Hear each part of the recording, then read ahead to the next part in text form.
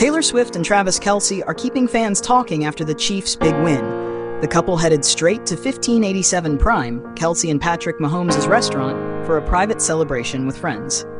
Travis walked in first, all smiles, rocking a gray-collared shirt.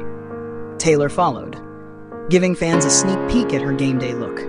Red tank top, black shorts, and over-the-knee boots.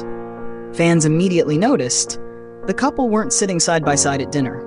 Some speculated something's going on, while others clapped back. They're just normal people enjoying friends and food. Since getting engaged in August 2025, Taylor's been keeping a low profile at games, sneaking in, and even entering via big screens.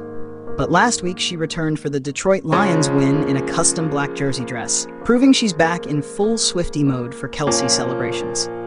Love, football, and post-game vibes, Taylor and Travis are definitely doing it their way.